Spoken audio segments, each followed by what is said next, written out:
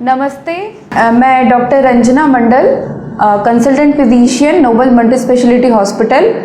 आज मैं डिस्कस करने वाली हूँ एक बहुत ही इम्पॉर्टेंट विटामिन B12, जो कि कोबालामाइन के नाम से भी जाना जाता है।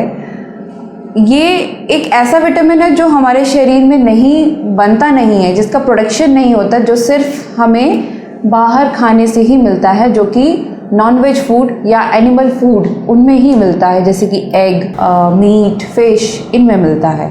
तो इसकी डेफिशिएंसी मोस्ट कॉमनली वेजिटेरियन लोगों में, जो कि शुद्ध शाकाहारी खाना खाते हैं, उनमें बहुत कॉमन है ये इसकी डेफिशिएंसी होना। तो इसका रिक्वायरमेंट है 2 to 4 माइक्रोग्राम पर डे।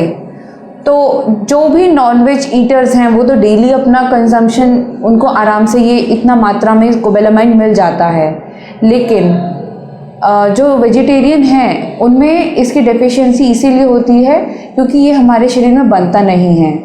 आइए हम जानते हैं अब इसके फंक्शंस क्या क्या हैं। विटामिन B12 हमारे शरीर में क्या क्या काम करता है, जिसके कारण हमें उसके क्या क्या सिम्टम्स आते हैं। तो विटामिन B12 RBC प्रोडक्शन में बहुत ही इम्पॉर्टेंट रोल रहता है।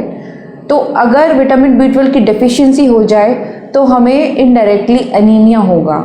एनीमिया होने के कारण हमारे शरीर में थकान, टायर्डनेस, कुछ भी करने के बाद सांस फूलना, खून की कमी होने के जो लक्षण होते हैं वो सब आने लगते हैं। दूसरी चीज़, विटामिन B12 हमारी स्पाइनल कॉर्ड की नसों के फंक्शन के लिए बहुत इम्पॉर्टेंट है। तो अगर ये विटामिन B12 की डेफिशिएंसी हो जाए तो हमारे स्पाइनल कॉर्ड की नर्व्स जो हैं, जो हमारे नसों को, हाथों और पैरों को जो सप्लाई करती हैं, उनमें डेफिशिएंट हो जाए तो जैसे सुई चुभना यानी कि टिंगलिंग सेंसेशन होना, तो ये पेशेंट्स को टिंगलिंग सेंसेशन होता है कई पेशेंट्स को, और कई बार झुंझुनाहट या सुन्नपन आना हाथों पैरों में। तो ये 2 ऐसे सिम्टम हैं जो बहुत कॉमन होते हैं पेशेंट्स को। कई लोग बोलते हैं मुझे पैरों में झुंझुनाहट हो रही है, जलन हो रही है, तो ये विटामिन B12 की डेफिशिएंसी के लक्षण हो सकते हैं। विटामिन B12 हमारे मस्तिष्क की कोशिकाओं के लिए भी बहुत ज़रूरी है। उनके अच्छे से काम करने के लिए विटामिन B12 बहुत इम्पॉर्टेंट रोल प्ले करता है। अगर हम विटामिन B12 डेफिशिएंट हो जाएं तो मेंटली या साइकोलॉजिकली बहुत सारी बीमारियां पेशेंट्स को होती हैं, जैसे कि डिप्रेशन, एंजाइटी, और बहुत ज़्यादा गुस्सा करना, एंगर, और मूड स्विंग्स। और एक इम्पॉर्टेंट चीज़ है, पेशेंट कभी अच्छे से फोकस नहीं कर पाएगा कि हमको क्या करना है, unable to focus on something, distract हो जाता है पेशेंट बार बार। तो it is also a sign of psychological impairment due to vitamin B12 deficiency. दूसरा एक चीज़ इम्पॉर्टेंट है कि ये जैसे कहीं विटामिन B12 डेफिशिएंसी होने के कारण कई बार ब्लड क्लॉट जमने लगता है। कई बार इसके डेफिशिएंट होने के कारण हार्ट अटैक के चांसेस या लकवा के चांसेस भी बहुत रेयर हो सकते हैं। कई बार ये चेंजेस भी हमें देखने को मिलते हैं कई पेशेंट्स में, बहुत रेयर मिलते हैं लेकिन। और एक बहुत ही कॉमन सिम्टम बस एजेड पेशेंट में बहुत कॉमन है, देखा जाए तो चलने में दिक्कत होना या चलने में लड़खड़ाना, जिसे हम कहते हैं गेट इम्पेयरमेंट एक तरह से।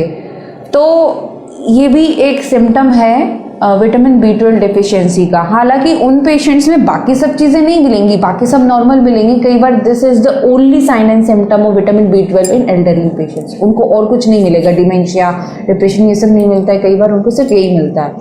तो आइए हम जानते हैं इसके कारण क्या क्या होते हैं, विटामिन B12 डेफिशिएंसी होने के कारण क्या क्या हैं। सबसे पहले तो जो लोग नॉनवेज नहीं खाते हैं, ये जो वेजिटेरियन है उनमें बहुत कॉमनली ये पाया जाता है।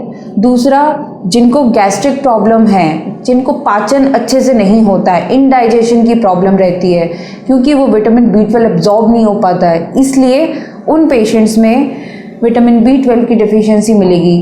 तीसरा, जिनमें गैस्ट्रिक सर्जरी हो गई है, गैस्ट्रिक सर्जरी के किसी को पहले हुई हो, वो पेशेंट्स, या फिर कई लोग वेट कम कराने के लिए, वेट लॉस कराने के लिए बेरियाट्रिक सर्जरी का सहारा लेते हैं, उन पेशेंट्स में भी विटामिन B12 की डेफिशिएंसी आगे चलकर हो सकती है। अब आइए चलते हैं इस विटामिन B12 डेफिशिएंसी से निजात कैसे पाएँ, किन किन चीज़ों में, मांसाहारी छोड़ के शाकाहारी किन किन चीज़ों में ये पाया जाता है। तो सबसे पहले आता है दूध।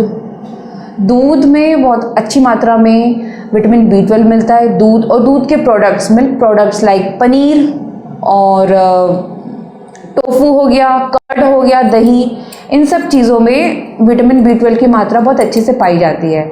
तीसरी चीज़ अनाज, जैसे कि गेहूँ है, मक्का है, कॉर्न है, मेज़, तो इन सब में बहुत अच्छी मात्रा में विटामिन B12 पाया जाता है। तो हम इसका मिक्स करके एक दलिया बना के भी हम